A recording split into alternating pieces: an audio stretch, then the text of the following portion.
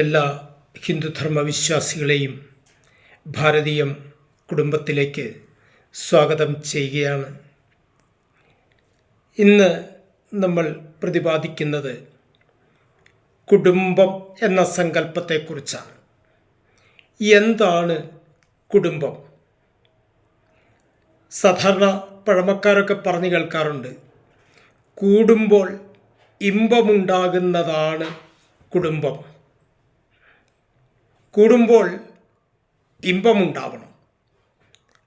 അതായത് ആ കുടുംബത്ത് ശാന്തിയും സമാധാനവും സദാസമയവും സന്തോഷവും നിറഞ്ഞു നിൽക്കുമ്പോഴാണ് അതിന് കുടുംബം എന്ന ആ വാക്കിൻ്റെ അർത്ഥതലം തന്നെ പൂർണ്ണമാകുന്നത്. നമ്മുടെ സങ്കല്പമനുസരിച്ച് ഒരു മാതൃക കുടുംബം പഞ്ചമഹാലയങ്ങൾ ചേരുന്നതാണ്. അത് പൂർണ്ണ അർത്ഥതലത്തിൽ ഒരു മനുഷ്യാലയമായിരിക്കണം. ഒപ്പം അതൊരു ദേവാലയവുമായിരിക്കണം. തീർന്നില്ല, അതൊരു വിദ്യാലയമായി ആവണം.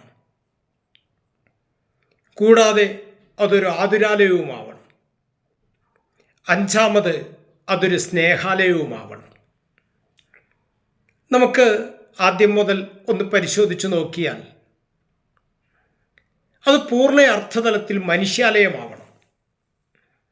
സ്വാഭാവികമായ ഒരു ചോദ്യമുണ്ടാകും, അവിടെ മനുഷ്യരല്ലാതെ മൃഗങ്ങളാണോ താമസിക്കുന്നത്? മനുഷ്യനാകാൻ ഈ രൂപം മാത്രം പോരാ. അതുകൊണ്ടാണ് നമ്മൾ ചിലരോട് ചോദിക്കാറുണ്ട്, നീ മനുഷ്യനാണോ എന്ന്.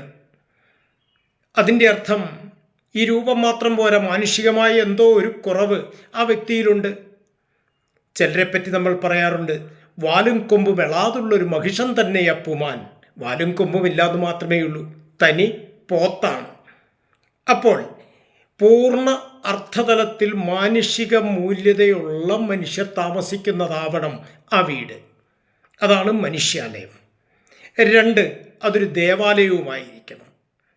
ദേവാലയം നമ്മുടെ വീട്ടിൽ, ആ വീടിനൊരു ദേവാലയത്തിൻ്റെ പരിശുദ്ധി ഉണ്ടാവണം. അവിടെ ഉത്തമമായൊരു പൂജാമുറിയോ അല്ലെങ്കിൽ നിലവിളക്ക് വയ്ക്കുവാനുള്ള പവിത്രമായ സ്ഥാനമോ നിർണയിച്ച് അവിടെ 2 സന്ധ്യകളിലും നാമജപാതി കർമ്മങ്ങൾ, ആധ്യാത്മിക കർമ്മ പദ്ധതികളൊക്കെ ആ വീട്ടിൽ നടക്കണം. അതാണ് ഒരു ദേവാലയത്തിൻ്റെ സമമാവണം നമ്മുടെ വീട്. 3, അതൊരു വിദ്യാലയവുമാവണം. ആ വീട്ടിൽ ജനിച്ചു വളരുന്ന കുട്ടികൾ ജീവിതത്തിൻ്റെ ബാലപാഠം പൂർണ്ണമായി മനസ്സിലാക്കേണ്ടത് മാതാപിതാക്കളിൽ നിന്നാവണം. അപ്പോൾ അതൊരു വിദ്യാലയമാവണം. അത് പറഞ്ഞു കൊടുക്കുവാൻ, കുട്ടികൾക്ക് പറഞ്ഞു കൊടുക്കുവാനുള്ള ശേഷി, അറിവ് മാതാപിതാക്കൾക്കും ഉണ്ടാവണം. അങ്ങനെ അതൊരു വിദ്യാലയമാവണം. 4, അതൊരു ആതുരാലയമാവണം. അഥവാ ആ വീടും പരിസരവും ആരോഗ്യപരമായ ഒരു അന്തരീക്ഷത്തിൽ നിലനിർത്താൻ നമുക്ക് കഴിയണം. ആ വീട്ടിൽ ഔഷധ സസ്യങ്ങളൊക്കെ വീടിൻ്റെ പരിസരത്ത് വെച്ച് പിടിപ്പിക്കണം. അതുപോലെ വീട്ടിൽ വൃദ്ധരായ മാതാപിതാക്കളുണ്ടെങ്കിൽ അവരെ പരിചരിക്കണം. അവരുടെ ഇച്ഛയ്ക്കൊത്ത് ജീവിക്കാൻ കഴിയണം. അങ്ങനെ ഒരാതുരാലയ സങ്കല്പം ആ വീടിനുണ്ടാവണം.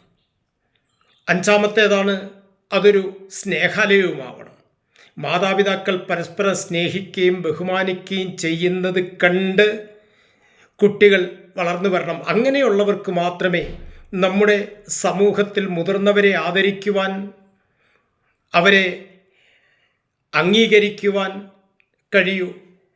ആധുനിക യുവതലമുറ അതിനൊക്കെ വിരുദ്ധമായി വളർന്നു വരികയാണ്. അത് നമ്മുടെ സങ്കല്പങ്ങൾക്ക് വിരുദ്ധമാണ്. അതുകൊണ്ട് ഈ പഞ്ചമഹാലയങ്ങൾ ചേരുന്ന ഒരു കുടുംബ സങ്കല്പമാവണം നമ്മുടേത്. അതുകൊണ്ട് ഈ ഭാവം എല്ലാവരും അറിഞ്ഞുകൊണ്ട് ജീവിക്കുവാൻ എല്ലാവരും ശ്രദ്ധിക്കേണ്ടതാണ് എന്ന് ഒരിക്കൽ കൂടി അപേക്ഷിക്കുകയാണ്. എല്ലാവർക്കും നമസ്തേ.